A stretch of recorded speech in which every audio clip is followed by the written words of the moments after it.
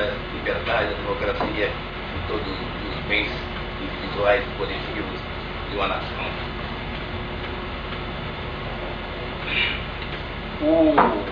Esse tema dos vícios de linguagem é realmente impressionante. E eu tomei contato realmente com ele de uma maneira até bastante desagradável. Há cerca de 2 anos atrás, eu sofri um acidente de automóvel e fiquei retido em casa mais ou menos durante um mês. E coincidiu que se travava nessa oportunidade a batalha pela presidência da República, pela campanha presidencial. Então eu tive a oportunidade de assistir praticamente quase todos os oradores que apareceram no rádio, na televisão, e assisti também diversos outros programas onde sempre se apresentavam os profissionais da palavra. E fiquei realmente perplexo com a quantidade imensa de expressões usadas no decorrer do discurso, da oração, que não tem nada a ver com o discurso nem com a oração. E também pude verificar que o rio-grandense, o gaúcho, é o que mais usa esses vícios de linguagem. Todos os senhores conhecem quais são esses vícios de linguagem.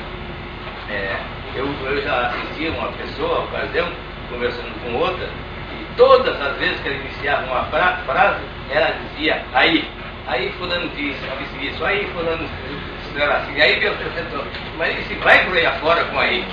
E tem outros vícios de linguagem, por exemplo, tá, tô, bem, bom, alguns fazem um bonito, mas o mais conhecido de todos, o mais usado, o mais usual, não é. E alguns até dizem né. De maneira que esse fato realmente me preocupou imensamente. Eu comecei a verificar e me aprofundar nesse assunto e vi que é muito fácil eliminar esses vícios de linguagem. E é o que me proponho trazer para o conhecimento do plenário a maneira fácil de eliminar esses vícios de linguagem. É realmente um ovo de Colombo, essa conversa é um ovo de Colombo. Eu também, no início, não acreditei que isso fosse possível. E eu verifiquei que se uma pessoa, quando estiver falando, ele prestar atenção para não dizer, principalmente não é, no fim de cada frase, muitos dizem, é muito comum isso, eu vi que é fácil, é só prestar um pouquinho de atenção. Então eu comecei a experimentar esse método em amigos, né? Tenho esse vício também, principalmente no ramo, assim, mais amizade, familiar, e as pessoas conversando sempre diziam no final, não é. Além de ser uma interrogação, dá a impressão na gente que a pessoa que está falando não tem segurança no que está afirmando, então ele quer que outros que estão ouvindo digam o que é a impressão que dá, né? Então, de maneira que eu me preocupei muito com isso, né? Então eu verifiquei que é apenas isso. A pessoa tem que prestar atenção para não dizer não é. E realmente o resultado é extraordinário. Se todas as pessoas que usaram essa minha maneira de encarar o problema afastaram por completo esse outro. Eu tenho um amigo meu, que é um dos grandes políticos desse Brasil, né? Ele usava muito essa expressão não é. Eu então conversei com ele, vou fazer minha experiência decisiva dessa coisa toda, foi com ele, né? Pois hoje ele fala uma expressão escorreita, pura, terça, sem nenhuma excrescência, sem nenhuma palavra que macule a frase, a oração. A língua portuguesa é uma das mais belas do mundo. Agora é lamentável que nós estejamos dilapidando esse patrimônio e herdamos de nossos antepassados. Os nortistas, o pessoal do norte, do Rio de Janeiro, fala muito melhor que nós, quase o português deles é perfeito. Agora o nosso aqui no Rio Grande do Sul é realmente lamentável. Aí uma das coisas fundamentais que eu tenho me batido inutilmente é que as escolas, e inclusive as faculdades, principalmente a faculdade de Direito, mantenham uma cadeira de ensinar a pessoa a falar, uma cadeira de dicção, de vernáculo, para que não fale com essas excrescências que tanto enfeio e inundou a linguagem. De maneira que qualquer um dos senhores, porventura, tenha esse vício que acompanha quase todos os que falam em público, não peçam proteção e sigam essa coisa e vão ver que em pouco tempo não mais falarão sobre esse assunto. De maneira que eu não quero me alongar mais sobre isso, nem dar outros exemplos, porque a questão é realmente simples. Não tem nada, não custa nada tentar isso para ninguém. De maneira que é o conselho que eu posso dar, principalmente aos jovens advogados que estão iniciando a vida e aprendam a falar a língua portuguesa. Muito obrigado.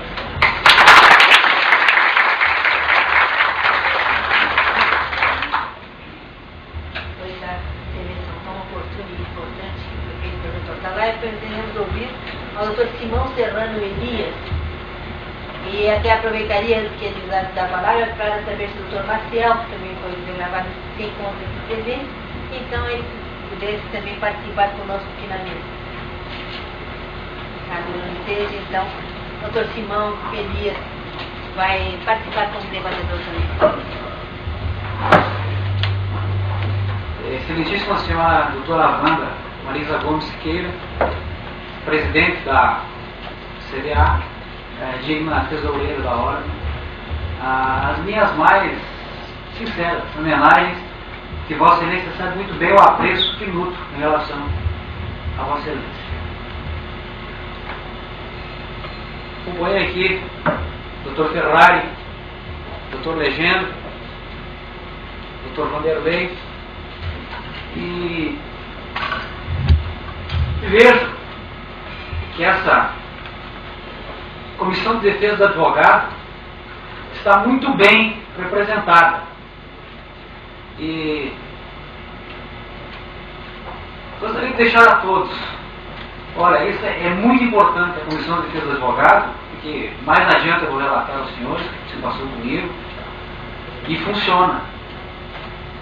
E o advogado precisa, além de ele ter a consciência dos seus direitos, dos seus deveres, precisa da assistência, porque nos momentos em que a gente se encontra em situações um tanto embaraçosas, precisamos, como bem falou o Dr. Ferrari, de nos comunicarmos com colegas e trocar ideias. Demais membros da mesa, senhores conselheiros, faço homenagem aqui na pessoa do Dr. Rui,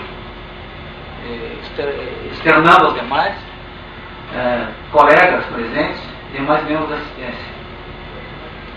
Bom, eu fui um que, lamentavelmente, tive que requerer um desagravo público, porque na minha cidade de Soledade, meu nome é Simão Serrano Elias, eu exerço a presidência da subsecção, e tendo em vista, inicialmente, a greve em que o Poder Judiciário fez, eu nada mais que, como presidente da subsecção, tentei, pessoalmente, para que tivesse um plantão dos magistrados, não consegui, aí fui para o jornal, dizendo que o mínimo que a sociedade, o cidadão, poderia esperar, já que um poder que não se admite que o poder faça greve, era que tivesse um plantão para que o cidadão tivesse assegurado os seus direitos e as suas garantias individuais.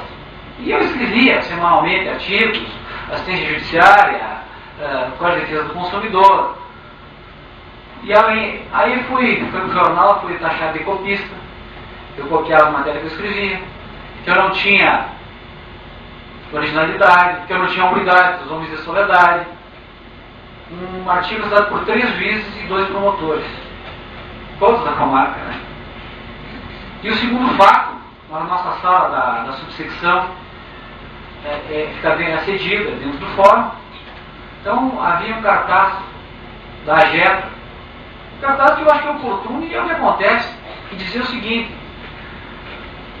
o cliente exige, a justiça demora e o advogado suporta. E esse cartaz se encontrava no corredor do fórum, porque nós tínhamos um mural que era destinado à OAB